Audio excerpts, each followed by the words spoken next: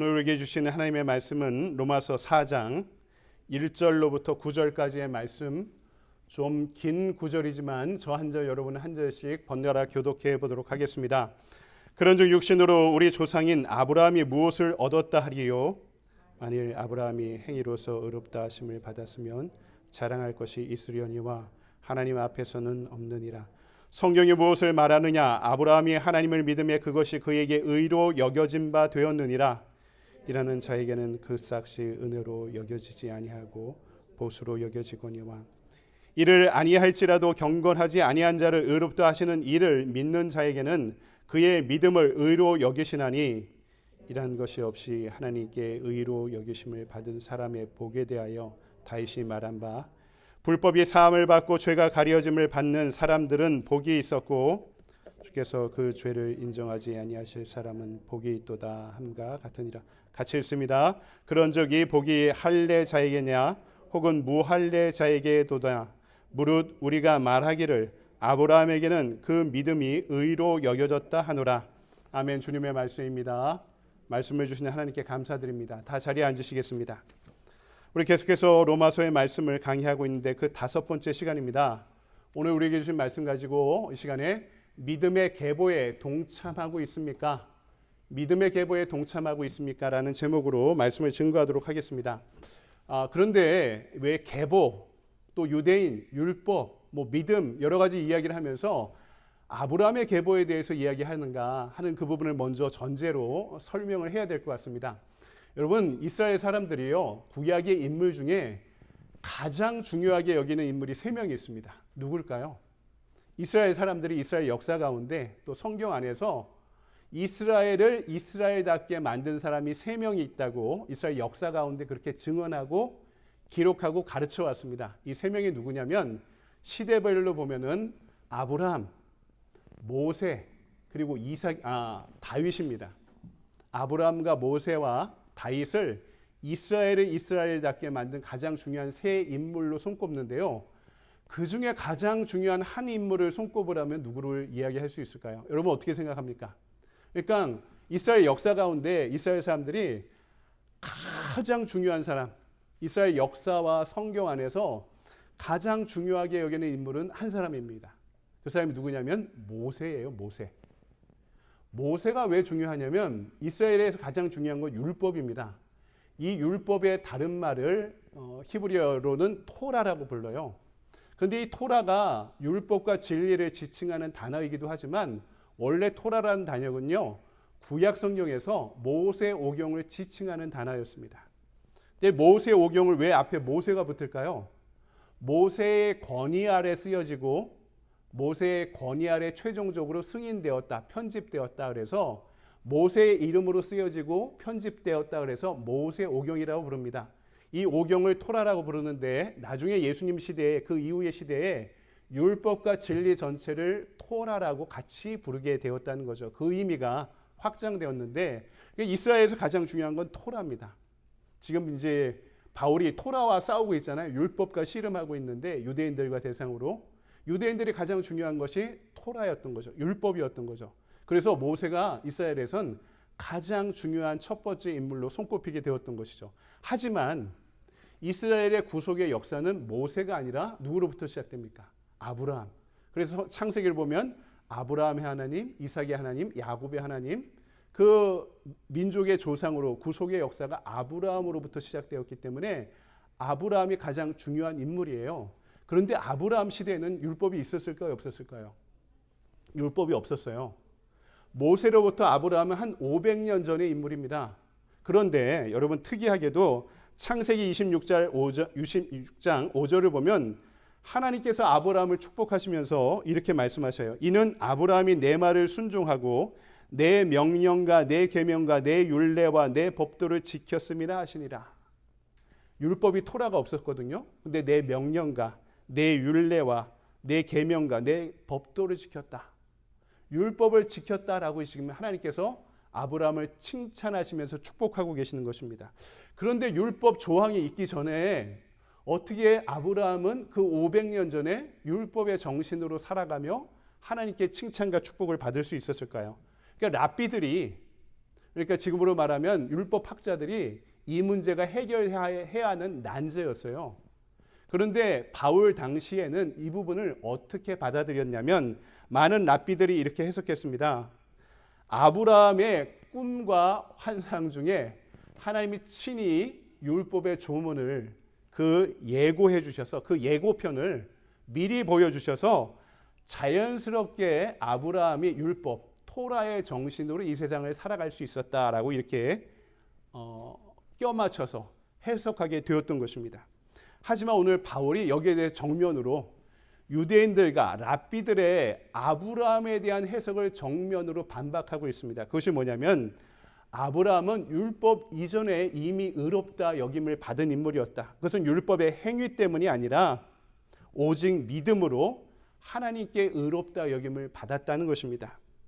그러니까 율법이 아니라 믿음으로 하나님께 의롭다 칭찬드린 사례가 이미 구약 성경에, 그것도 맨 앞에 있는 창세기에 이미 있었다. 이것이 왜 중요하느냐? 그렇다면은 예수 그리스도의 믿음으로 구원받고 하나님께 의롭게 여겨질 수 있는 모든 근거, 가능성이 율법을 믿지 않고 있는 이방인들 모두에게도 이미 구약 시대 때부터 율법이 주어지기 전부터 이미 주어진 것이 분명하다라고 그것을 이 본인의 주장을 통해 모세가 입증하고 있었던 것입니다. 3절에 볼까요? 성경이 무엇을 말하느냐? 아브라함이 하나님을 믿음에 그것이 그에게 의로 여겨진 바 되었느니라. 토라가 이스라엘을 이스라엘답게 만드는 가장 중요한 건데 토라가 없어도 아브라함이 뭐로요? 믿음으로 하나님 앞에 의롭게 여김을 받은 바 되었다. 칭찬 듣게 되었다. 그렇다면 율법이 중요한 사람은, 율법의 행위로 구원받을 수 있는 사람은 어떤 기준 앞에 서야 될까요? 율법의 기준 앞에 서야 돼요. 왜냐하면 율법을 행할 수 있는 사람은 이 세상에 아무도 없어요. 율법을 다 지킬 수 있는 사람이 이 세상에 아무도 없어요. 그러면 그 사람은 어디 앞에 서야 됩니까? 심판대 앞에 서야 되는 거죠. 율법의 기준으로 의롭다 함을 받으려고 하는 사람은 그래서 모두 다 하나님의 심판대 앞에 서야 되고, 오직 믿음으로 의롭다 함을 받을 수 있는 사람은 은혜로 구원의 문에 들 수 있다라는 것을 바울이 로마서를 통해 강조하고 입증하고 있는 것입니다. 그래서 아브라함은요, 율법을 그렇게 중요하게 여기는 모든 유대인들의 선조일 뿐만 아니라 예수 믿고 구원받아야 되는 모든 사람들의 믿음의 선조가 될 수 있었던 것입니다.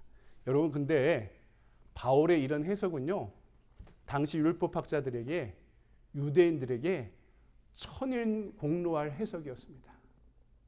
그들이 율법으로만 하나님께 의롭다 여김을 받고 구원을 받을 수 있다는 이 해석만을 고수하고 있던 유대인들에게는요, 이것이 때려 죽어도 무방할 그런 파괴적인 해석이 분명했던 것입니다. 그렇다면은 하나님께 의롭다 칭찬받고 인정받은 아브라함의 믿음이 왜 훌륭할까요? 창세기를 보면은요, 하나님께서 그의 믿음을 3번 시험하셔요. 그리고 그 믿음을 인정하십니다. 그 장면이 뭘까요? 첫 번째 장면은요, 아브라함이 떠나는 길 떠남의 출발이었습니다. 창세기 12장 1절에 보면 너는 너의 고향과 친척과 아버지의 집을 떠나 내가 너에게 명령할 땅을 향해서 떠나가라, 이렇게 명령하지 않으십니까? 근데 원래 이 명령은요, 아브라함에게 맨 처음 주어진 게 아니에요. 아브라함의 아버지 데라에게 먼저 주어졌습니다. 그래서 비옥한 초생딸 지역에서 동쪽에서 서쪽을 향한 가나안 땅으로 데라가 이미 자신의 아들들, 부족을 이끌고 대부족을 이끌고 출발했던 것이에요. 근데 가던 길에 그만 자기의 먼저 죽은 아들, 막내 아들의 이름과 같은 하란에 딱 멈춰서서요, 더 가지 않고 거기 머물러 버리게 되었던 것입니다. 거기가 새로운 고향이 되어버렸어요. 더 끝까지 가야 되는데 가지 못하고 멈춰버린 겁니다. 멈춰버렸을 뿐만 아니라 과거로 퇴행해요. 어떤 길로? 하나님의 명령을 따라 길을 떠나 출발했는데, 과거에 데라의 원래 직업이 신약 성경을 보면은 우상을 만드는 고위직이었습니다. 우상을 만드는 예술가이자 사제였던 거예요, 이방 시내에. 거기로 되돌아가고 만 겁니다. 그러니까 하나님이 그걸 그냥 보지 않으셨어요. 아버지 데라가 죽고 나서 아브라함에게 새로운 명령을 내리신 겁니다. 너는 여기를 떠나야 된다. 근데 여기가 어떤 곳입니까? 아브라함에게 고향이에요. 친지들이 다 여기에 자리 잡았어요. 그리고 아버지의 집, 가산과 재물과 노예들과 가축들을 다 물려받은 것이 여기예요. 그러니까 고향과 친척과 아버지의 집을 떠나라는 것은요, 자신을 부족장을 부족장답게 만드는 모든 요소들을 기반을 내려놓고 출발하는 것과 같은 거였습니다. 하나님은 나한테 축복을 해주셨어요. 인생을 살아가며 신난다, 너무 감사하다 그러죠. 축복을 주셨으면. 그런데 어느 날 갑자기 명령하신 겁니다. 그 축복을 다 내려놓고 새롭게 떠나라. 그래야지만 더 큰 축복이 너에게 주어질 것이다. 여러분, 평생을 쌓아놓으며 만들어놓은 기반이 있잖아요. 내 자산일 수도 있고, 내 인맥일 수도 있고, 내가 다니던 교회의 사람들일 수도 있고, 내 고향일 수도 있고. 근데 하나님이 축복받기 위해서는 때로는 내가 그것을 너무나 의지의 우상처럼 만들어 놓은 그것을 포기해야지만 내가 허락한 길을 갈 수 있다고 명하신 겁니다. 제가 개척을 할 때 나름대로 안정적인 상황이었는데 붙잡은 말씀이 이 말씀이었습니다. 근데 그 길이 보이질 않죠. 어떻게 가야 되는지도 모를 때가 많습니다. 너무나 길게 느껴질 때도 있습니다. 근데 제가 붙잡은 말씀은요, 하나님께서 가라 하신 그 명령 하나였습니다. 여러분 인생에서도 내가 너무나 심하게 붙잡고 있던 어떤 요소가, 나의 인생의 전부라고 생각했던 요소가 나를 나답게 생기게 만드는 그런 모든 요소가 우리 모두에게 있는데, 하나님이 때로는 하나님을 제대로 섬기기 위해서는 그를 내려놓고 떠나야 된다 말씀하실 때가 있다는 것입니다. 나의 필요와 하나님의 필요가 충돌할 때, 그리고 어떤 것을 내려놓으라 명령하실 때, 이때 나의 필요를 내려놓고 하나님의 필요를 충족시키는 것을 오늘 말씀은 아브라함의 믿음이다라고 말씀하고 있는 것입니다. 두 번째 장면은요, 무엇입니까? 약속을 기다리는 믿음의 장면입니다. 족장 아브라함에게 아들이 약속된 나이가 75세였습니다. 근데 이삭을 얻은 나이가 몇 세였죠? 100세였습니다. 25년이 지나버린 거예요. 하나님은 무엇인가 나한테 약속하셨는데 한번 생각해 보십시오. 어떤 기대를 갖고 기도하고 있어요. 근데 여러분의 기도 제목, 우리의 기도 제목이 25년 후에 이루어진다 생각해 보시기 바랍니다. 그것을 기다릴 수 있는 사람이 누가 있겠습니까? 아브라함이 믿음이 아니라 행위를 선택합니다. 어떤 행위를 선택합니까? 아내 사라의 여종이었던 이집트 여종 하갈을 통해 이스마엘을 낳잖아요. 근데 그 결과가 뭡니까? 기다리다 결국에는 100세, 사라의 나이 90세에 새로운 아들 이삭을 줍니다. 그러니까 주인과 여종이 갈등하고 아들과 아들이 갈등하는 집안의 분란이 일어나기 시작합니다. 고민하던 중에 하나님이 선택하라고 말씀하십니다. 두 아들 중에 하나를 선택하라고 말씀하세요. 그러면 뭐라고 말씀하십니까? 이삭에게서 난 자야 너의 씨가 되리라 말씀하셔요. 이스마엘을 사랑하지 않았을까요? 첫 아들인데 얼마나 사랑했을까요? 그 아들을, 그리고 그 아들의 어머니였고 자신의 또 두 번째 부인이었던 하갈을 포기하고 보낼 수밖에 없었던 것입니다. 성경에는 단순히 나와 있지만 하갈과 이스마엘이 살아갈 수 있는 기반을 아브라함은 다 지원해줘요. 그래서 하갈이 그리고 이스마엘이 새로운 부족 일가를 이룰 수 있도록 끝까지 돕습니다. 아브라함이. 그러니까 이스마엘이 아버지의 죽음 이후에 자기 부족의 세력을 데리고 올 수 있었던 이유가 아버지의 후원과 지원이 있었기 때문이 분명합니다. 하지만 그가 얻으려고 했던 믿음의 자손은 누구였습니까? 이삭이 분명했던 것입니다. 아브라함은 하나님의 명령 가운데 그 선택을 했던 것입니다. 결국 이스마엘로 한 민족을 이루게 하시고 이삭을 약속의 후손으로 키우게 됩니다. 그런데 웬일입니까? 하나님께서 어느 날 그 약속의 아들을 바치라고 명하십니다. 이것이 그의 믿음을 볼 수 있는 세 번째 시험의 장면이었습니다. 아들 이상은 누가 약속한 거죠? 하나님이 약속하신 거예요. 25년 동안 기다렸던 아들이었습니다. 그리고 100세에 난 아들이라고 생각해 보세요. 내 부족을 이어갈 이후의 부족장이 될 존재입니다. 그리고 이제 이스마엘을 떠나보내서 나에게 하나뿐이 남지 않은 아들, 그 아들은 어떤 존재일까요? 아브라함의 전부였을 것입니다. 그 전부를 이제 하나님 마지막으로 고향도 떠나라 하시고 이스마엘도 버리라 하시고 이제는 마지막으로 100세가 넘어서 가장 소중하게 얻은 그 아들마저 내어놓으라고 하나님께서 말씀하시는 것입니다. 무슨 말씀입니까? 부조리함과 불합리함의 상황조차 받아들일 수 있느냐?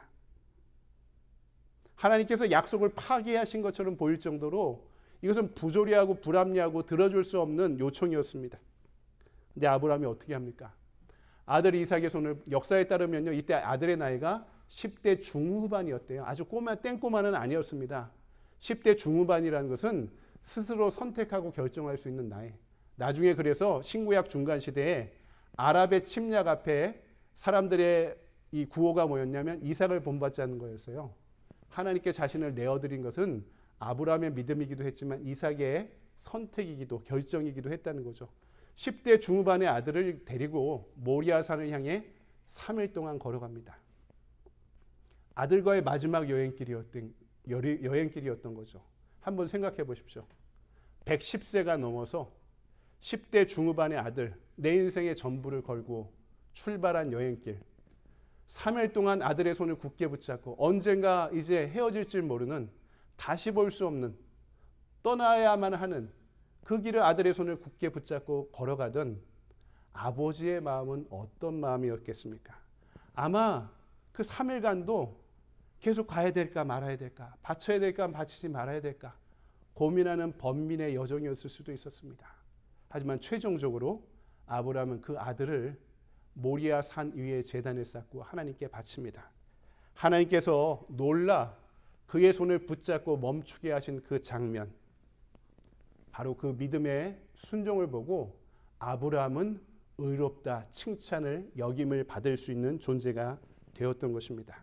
그래서 그는 열방의 조상이 되었던 것입니다.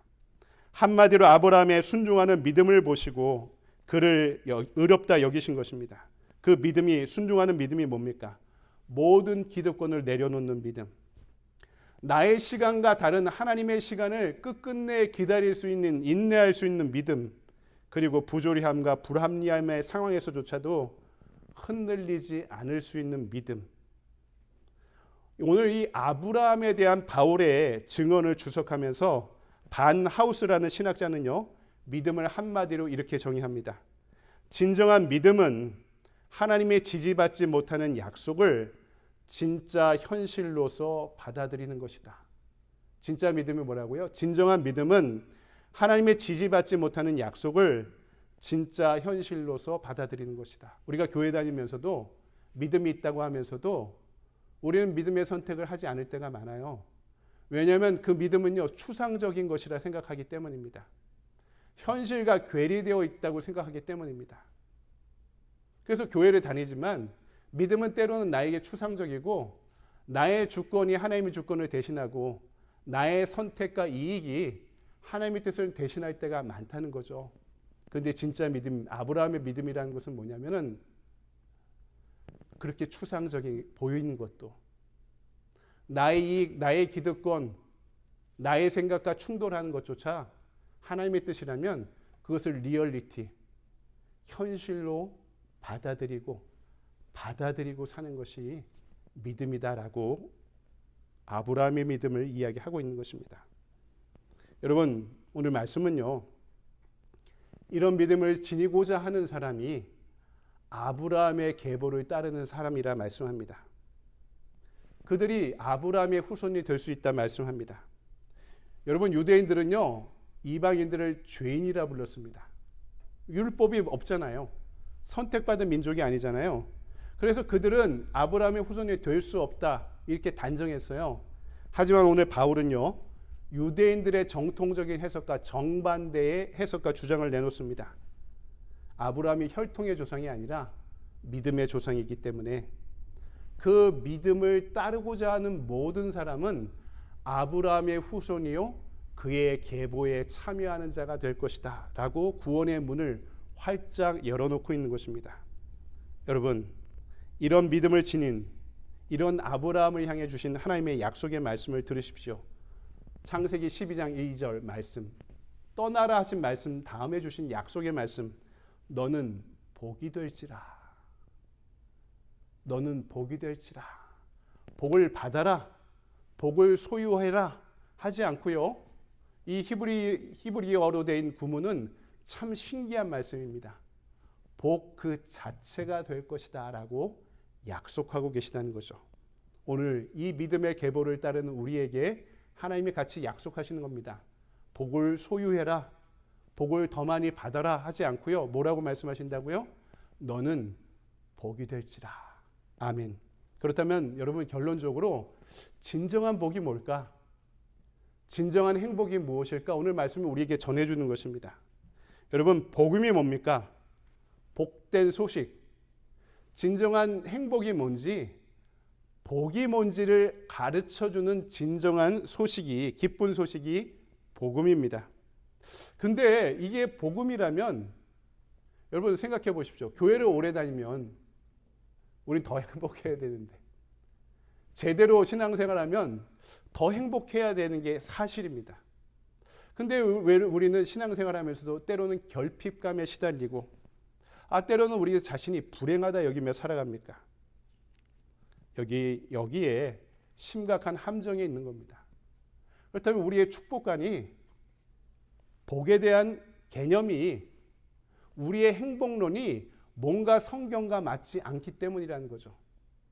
우리의 복 이해, 행복론은요, 무엇인가 소유할 때 주어진다고 우리는 생각합니다.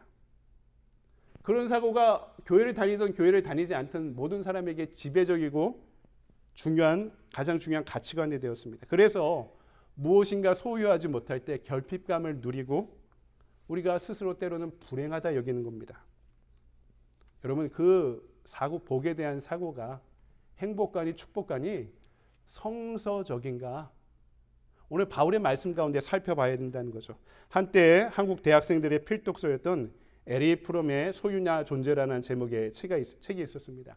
사랑의 기술, 1차원적 사회와 2차원적 사회, 이런 책으로 유명한 프랑크푸르트 학파의 철학자인데, 소유냐 존재라는 책에서 에리 프롬이 이 세상에 딱 두 종류의 사람밖에 없다고 이렇게 이야기합니다. 하나는 소유 양식의 삶을 사는 사람이고, 또 다른 사람은 존재 양식의 삶을 사는 사람이다. 소유 양식에 사는 사람들의 목적은 더 많이 소유하는 것이다. 존재 양식의 삶을 사는 이들은 의미 있고 깊이 있는 존재가 되는 것이다 라고 생각한다는 것입니다. 대학에 가서 공부해도요, 소유 양식의 삶을 사는 사람은 학점을 많이 받는 게 대학 다니는 목적입니다. 기출문제를 정리하고 선배들의 노트를 받고, 이렇게 안 해본 사람은 없죠. 이렇게 공부하는 사람 노트 안 빌려주고 내가 아는 소유의 지식에 소유한 것을 안 빌려주죠. 다른 사람에게 친하지 않으면은. 이것이 이제 소유 양식의 삶을 사는 사람들의 공부 방법이고, 존재 양식의 공부를 하는 사람은 세상에 대해, 이론에 대해 질문을 던지고 그 해답을 찾아가는 사람이라는 겁니다. 요새 미국도 그렇고 한국도 그렇고 인문학의 대학들이 투자를 안 합니다. 이유는 딱 하나입니다. 그게 돈이 되지 않는다고 생각하기 때문입니다. 거기 나와서 그거 공부해서 생산력이 없고 사회에 기여하지 못한다라는 생각이 대학에도 있고요, 교육 당국에도 있습니다. 그러니까 인문학을 공부 안 하고, 한국은 다 서울대 공대생의 3분의 1이 요새 다 휴학하고 의대 가려고 한다고 하더라고요. 돈을 가장 많이 벌 수 있는 전공을 찾게 되는 거죠. 우리가 교회 다니면서도 축복 중에 가장 중요한 축복이 모든 사람이 거의 동일한 것 같습니다. 물질적인 축복이 우리에게 가장 눈에 보이고 가치 있고 중요한 복이라고 여기며 살아가는 거죠. 그렇다면은 성경은 무엇이 가장 중요한 행복의 기준이냐? 오늘 바울이 우리에게 그것을 알려주고 있는 내용이 4절에서 9절까지 기록되어 있습니다. 오늘 4절에서 9절 말씀에 복이란 단어가 4번이나 등장합니다. 어떤 문단에서 특정 단어가 많이 반복되는 게 가장 중요한 단어라고 성경을 읽을 때 그게 유념해서 읽어야 된다고 제가 말씀을 드렸는데요. 이 4절에서 9절을 보면은요. 세상의 행복은요. 일을 하고 대가를 받아 성취하는 게 당연하다 여기는 겁니다. 그런 의미에서 복이고 행복입니다. 그런데 오늘 이 말씀에서 바울은요. 우리가 이 세상을 살아가며 노력한 대가로 축복을 얻는다면은 누구도 거기에 대한 정당한 대가를 주장할 수 없다고 이야기합니다. 왜? 우리의 노력으로는 다 죽을 수밖에 없는 존재이기 때문에. 썩어져가는 구습에 얽매여서 죽을 수밖에 없는 존재이기 때문에 그것이 해당되지 않는다는 것이죠. 그래서 진정한 의미의 복이라는 것은 대가 없이 나를 용서해 주시고 받아주시고 심지어 의롭게 여겨주시는 그분을 믿는 믿음 안에서만 이루어지는 것이다 말씀합니다. 행복은, 복은, 축복은 나를 있는 그대로 받아들여 주신 그 사랑 안에서만 이루어 갈 수 있는 것이다 말씀하는 것입니다. 주님을 통해 죄의 용서를 받은 사람들만이 행복의 길을 갈 수 있는 출발선에 서 있다는 것이죠. 오늘 많은 신앙인들이 바울 시대 유대인들과 똑같습니다. 내가 한 일로 열심히 살아간 대가로 보상을 받아 축복을 누리게 된다라는 공로주의가 우리 인생을 지탱하는 아주 소중한 성취감이라고 생각합니다. 하지만 바울은요. 우리가 인생을 살아가며 무엇인가 노력해 무엇을 하기 전에 더 중요한 것은 믿음으로 존재하는 것, 그 사실이 더 앞서야 되는 것이다 라고 말씀하는 것이죠. 그리고 그 자체가 행복이라고 말씀합니다. doing, 행위가 아니라 being, 어떤 존재가 되어가느냐에 믿음의 행복의 조건이 달려있다는 것이죠. 창세기 12장 2절에서도 하나님이 아브라함에게 어떻게 말씀하셨다고요? 행복을 더 많이 주겠다. 더 많이 소유해라. 라고 말씀하지 않으시고 복이 되어라. 라고 아브라함에게 말씀하셨습니다. 우리가 세상적인 의미에서 행복하려고 노력하면은요. 그것이 행복이 내 인생의 목적이 되면 나는 더 불행하다 여기며 살아갈 수밖에 없습니다. 왜냐하면 세상의 행복은 더 빨리, 더 높이, 더 많이 무엇인가 소유하고 성취하는 것과 관련되어 있기 때문에. 근데 그것이 시간이 지나면 변합니다. 전에는 100만 원만, 한 달에 100만 원만 벌어도 행복했는데, 충분했는데, 소비 구조가 바뀌고 사는 게 바뀌고 내 생각이 달라지고 문화가 달라지면은요, 이제는 300만 원, 400만 원 벌어야지만 행복해지고, 그것이 줄어들면은 내가 불행하다 여기게 되었습니다. 건강도 마찬가지죠. 노화가 24세가 지나면 노화가 시작된다고 하더라고요. 제가 아침마다 거울을 보면 깜짝깜짝 놀랍니다. 언제 이렇게 늙었나? 언제 이렇게 늙었나 하고 저도 이렇게 생각하는데 여러분은 또 어떻겠습니까?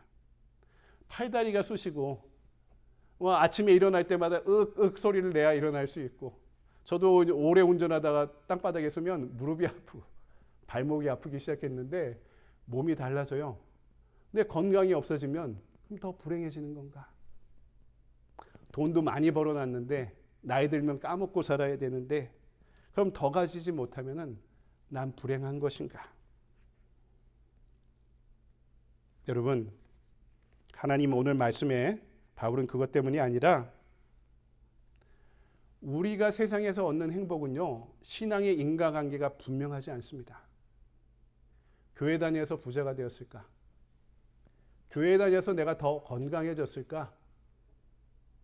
교회 다니기 때문에 인간관계가 더 넓어졌을까? 여러 가지 영향이 있을 수 있죠. 그런데 분명한 인과관계가 없어요. 여러분이 돈을 잘 버는 건 여러분의 달란트인 겁니다. 건강한 것은 타고난 체질도 있고 식단이나 운동이나 여러분 노력한 결과입니다. 인간관계도 여러분이 사교성이 훌륭한 분은 교회 안 나오셔도 밖에서도 더 많은 친구들 사귀며 살아갈 수 있을 겁니다.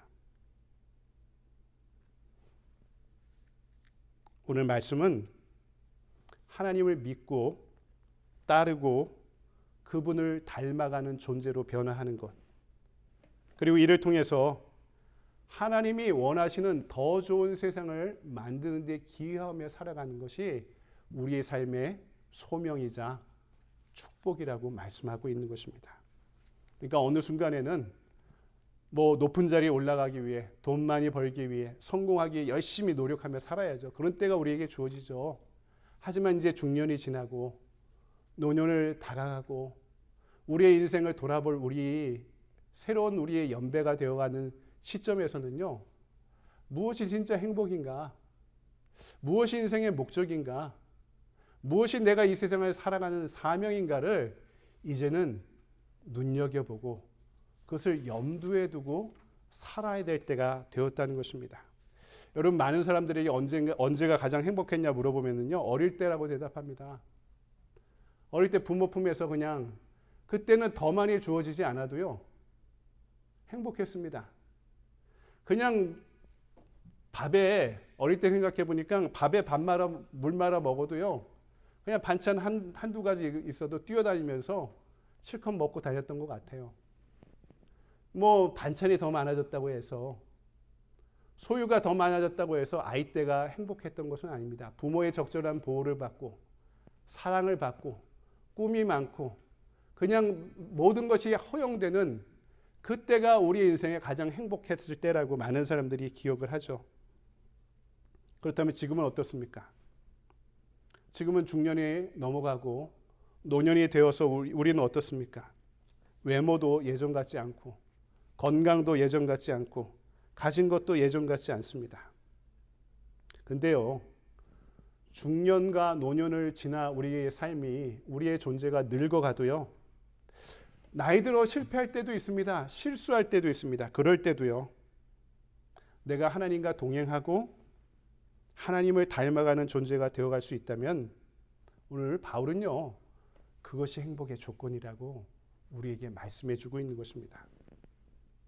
예배를 드릴 때도, 저도 아침에 예배를 시작할 때 누구 오늘 왜 안 오셨나 하고 제 마음이 격변할 때가 있는데, 여러분도 그런 마음으로 교회 나오실 때도 있겠죠. 근데 교인들이 많으면, 숫자가 많으면 펑션, 교회로서 기능을 더 잘할 수 있는 부분이 분명히 있겠죠. 우리가 할 수 있는 사역의 통로도 더 많아지겠죠. 근데요, 생각해 보십시오. 내가 예배 시간마다 이 자리에 나와서 하나님을 만나고 기뻐하고 즐거워하는 기쁨이 없다면 그 모든 것이 무슨 소용이 있겠습니까? 내가 예배를 통해 하나님을 만나는 기쁨이 없다면 더 무엇이 중요하겠습니까? 늙어가며 몸이 아프고 병들어도 그렇습니다. 자연의 법칙이죠. 하나님이 만든 창조세계의 법칙입니다. 그렇다 하더라도 지금 이렇게 거동할 수 있는 현실이 주어진 것도, 또 그 현실 가운데 하나님과 동행하는 하루하루를 그저 살아갈 수 있다는 것도, 그리고 누군가 내 이야기를 들어주고 나를 위해 기도해 줄 수 있는 작은 공동체가 나에게 주어졌다는 사실이 행복하지 않습니까? 그 길에 서 있는 사람이 바로 아브라함의 계보를 따르는 사람이다 말씀하고 있는 것입니다. 바울 스스로도요, 핍박받고 박해받는 상황 가운데 자기 자신에 대한 정체성을 분명히 알고 있었습니다. 나는 율법이 아니라 믿음으로, 혈통이 아니라 믿음으로 아브라함의 계보를 따르고 있는 사람이다. 그럼 바울이 빌립보서 4장 12절에서 전한 고백으로 오늘 말씀을 가름해 보고자 합니다. 나는 비천에 처할 줄도 알고 풍부에 처할 줄도 알아 모든 일 곧 배부름과 배고픔과 풍부와 궁핍에도 처할 줄 아는 일체의 비결을 배웠노라. 율법의 행위를 통해 인생을 성공하고 행복을 소유하려 했던 유대인과 다르게 바울이 자기가 인생을 살아가는 스스로의 이유를 여기 말씀에서 고백하고 있는 겁니다. 그러면서 그 다음 구절에서 바울은 자신의 고백을 이렇게 이어갑니다. 내게 능력 주시는 자 안에서 내가 모든 것을 할 수 있느니라. 바울의 이 고백을 나의 고백으로 삼을 수 있는, 그래 진정한 아브라함의 계보를 따를 수 있는 저와 여러분이 되기를 주님의 이름으로 간절히 축원드립니다. 기도하겠습니다. 사랑해 주님 감사합니다. 우리의 행위로, 우리의 의로움으로 나 자신의 정의로 나 자신과 세상을 만들어 가던 우리가 이제 믿음의 눈뜨기를 소망합니다. 그래서 이렇게 추악한 나조차도 하나님께 받아들여진 존재가 되었다는 사실을 나도 이제 받아들이게 하시고, 주님, 우리가 무엇을 하기 전에 하나님께 받아들여진 사랑받는 존재가 되었고 구원받아 하나님을 닮아갈 수 있는 존재가 되었다는 것, 또 이 복을 나눠주는 삶을 살고자 결심한 것, 여러분, 이것이 하나님, 우리가 하나님 앞에서 품고자 하는 인생의 가장 소중한 복이라 여기고 고백할 수 있도록 주여 우리의 믿음을 인도하여 주시옵소서. 우리를 깨우쳐 주시옵소서. 이 믿음 안에 살아갈 수 있도록 인도하여 주시옵소서. 거룩하신 주 예수 그리스도의 이름으로 감사하며 기도드리옵나이다. 아멘. 우리 주신 말씀 붙잡고 함께 찬송하고 축도로 예배를 마치도록 하겠습니다. 원하고 바라고 기도합니다. 함께 찬양할까요? 자리에서 일어나 찬양합시다.